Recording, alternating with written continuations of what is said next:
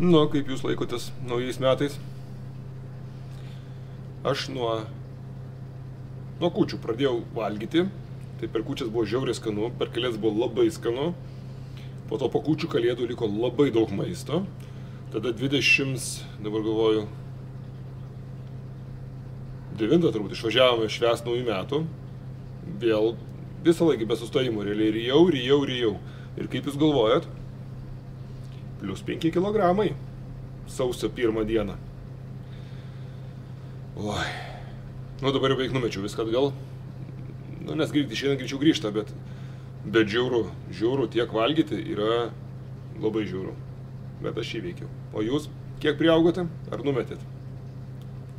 Vakar buvom su Raimonda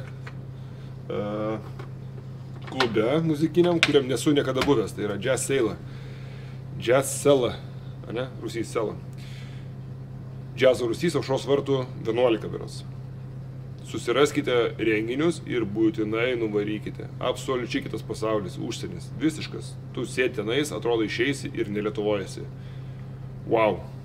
Koncertas, aišku, džiazo buvo labai fainas, bet ir pats klubas yra, nuostabus tikrai. Seniai taip nemačiau fainai, taip nesijaučiau fainai ir tokio, tiek pagirų neskyriau daugam. Tai Jazz Sela, nuvarykite būtinai. Apsilankykite, nueikite koncertą. Pirkite bilietus ir eikite.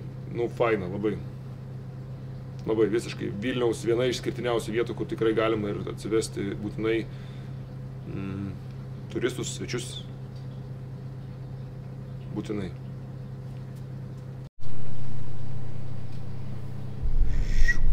Bare esu, darausi kavą.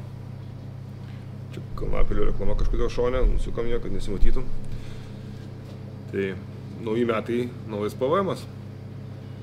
Teko vežti kasos aparatus, bet kas įdomiausia, kad keičiasi nuo sausio 1 dienos. Sausio 1 dieną nedirba niekas, sausio 2 dieną tu negali nuvežti dažniausiai, nes dar negali užsiregistruoti, sausio 3 dieną mums padarė. Tai sausio 2 dieną viską mušėm į alkoholio skyrių tiesiog. Čia statistika tik tai, bet į kasą ką darysi, PVM-as 21, ko bedarytum. O 70 eurų kur perprogramuoja kasą. Tai šį kartą perprogramavo, užtruko nuvežti, palikti, po to atvažiuoti pasiimti reikėjo. Ir 21% PVM. Ta proga ir pakeitė maistą, atsimenu, sakiau, kad sumažinsim porciją šiek tiek, bet ne dėl pinigų, o dėl to, kad tiesiog taip yra sveikiau ir užtenka, tų porcijų tikrai per didelės. Ir aš turiu nuojautą, kad dalis žmonių neužsako tų porcijų dėl to, kad jos yra per didelės. Tai šiek tiek nuleidom kainą, šiek tiek sumažinom porcijas. Dabar manau, kad bus puiku. Parašykite, jeigu kas valgysite, ar tikrai užteko ir ar buvo puiku. Nes kainos aš pasižiūriu, kas mieste darosi, kituose baruose, kokios maisto yra, tai pas mus yra nerealiai mažos. Neplanuoju daryti pagal jas, bet nerealiai mažos kainos. O maisto skonis yra wow, kaip gerai.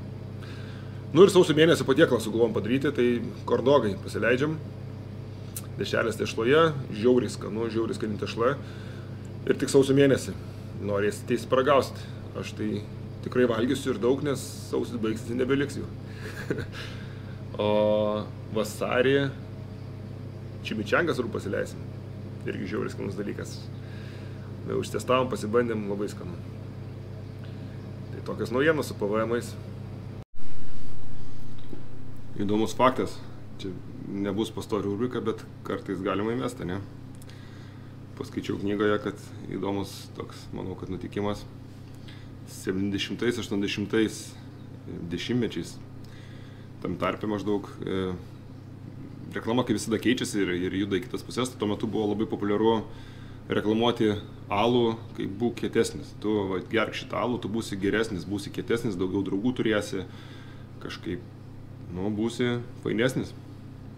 Ir tai nebuvo draudžiama. Tai kas nutiko, žinote, baruose pradėjo pirkti alų buteliukuose, o ne pilstomą. Kodėl? Nes kai įsipili pilstomą alaus, tau įpila, tai tu nematai, ką geri. Tiksliau ne tu, o kitas nemato, ką tu geri. O reikėjo pasirodyti, nes nori būti kietas. Tai pirdavo tam tikrą brandą, kad būtų kietesnis.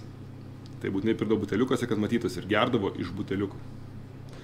Tai niekada taip nedarykite, nes čia nėra fainumas, smagumas, tai yra pusės skonio praradimas. O jeigu nori pasididžiuoti, tai antapinkit, ten galite pasirodyti arba fotkinkitės, darykitės, postus rašykit. Ir eilinį kartą paklausiau žmonių Twitter'e, kas geriau pilstomas ar buteliukais skardinėmis ir vėl krūva žmonių rašo dalykus, kurių lyg nebūtų girdėję. Tai nežinau. Jeigu labai įdomu, galiu dar kitą papasakoti, jeigu ne, tai nepasakosiu. Gerai? Skirtumo nėra, gali būti vienas geresnis, gali būti kitas geresnis. Taip, kad nekreipkite dėmesio į tarą taip stipriai, kaip jums atrodo, kad tai svarbu. Vėl didžiulis susirūpinimas Ukraina. Matote, Vičiūnus paskelbė remiančius karą ukrainiečiai ir vėl dabar visi dejuoja, matai, čia visi dalinasi. Žiūrėkit, faina, kad dalinatės, faina, kad už Ukrainą.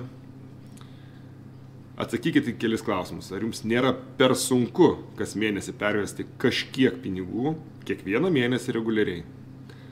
Nepatogu? Ar darote tai? Jeigu nedarote, tai darykite. O jeigu manote kitaip, tai tada gal nebūkite tokie agresyvūs žodžiais, o kažką padarykite ir veiksmais. Ir antras dalykas, atsakykite tiesiai šviesiai, ar tikrai neperkate Vičiūnų, Bonduelį ir ten kitos produkcijos, kurios pilna Rusijoje ir kurie prekiauja. Jeigu jūs nesugebate sakyti krabų lasdelių, nes ale nėra alternatyvų, ale labai norisi jų valgyti, tokio nepatogumo patirti labai tikrai sudėtinga yra. Tai darbais užsiimkite.